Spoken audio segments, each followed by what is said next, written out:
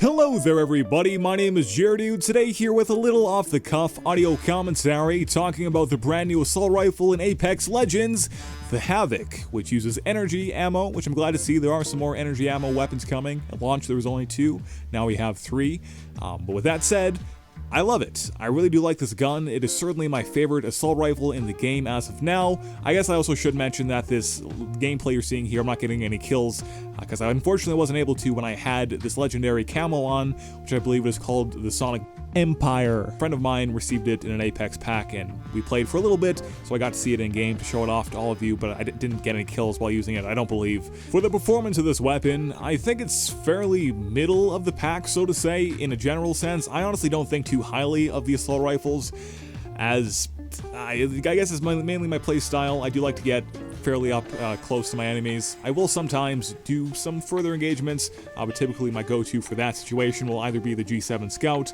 or the Spitfire. More recently, I have been preferring the Spitfire quite a lot.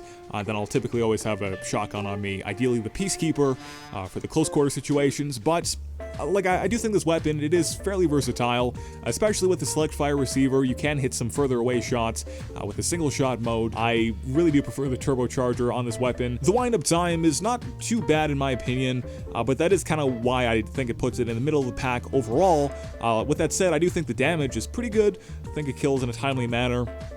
And the reason I do love it is that the fire rate is not super fast to where it burns through all of the ammo in the magazine, which is my problem with like the R301 and the Flatline especially. I think the Hemlock is fine in that department. But then also with the recoil, I think the recoil is very manageable with the Havoc. It's fairly straight up. There is a bit of zigzagging, so to say, but yeah, just a straight up vertical for the most part, and it's not too hard to compensate for pulling down the stick, and I presume it's even easier while using a mouse, which I have been working on my keyboard and mouse skills. It's going to finally get there sometime very soon here. I've been practicing a bit, but not enough to show you all my gameplay yet when using keyboard and mouse. But yeah, I really do like the Havoc. I think it does get elevated quite a lot if you put the turbocharger on it. Certainly puts it into one of my favorite weapons as soon as I do get the turbocharger, but of course you're not always going to find that combination.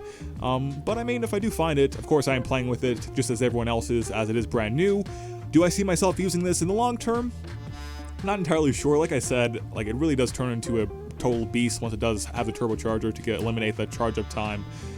But for now, I'm enjoying it. I guess another thing I should mention is the hip fire is surprisingly accurate, at least in very close quarter situations.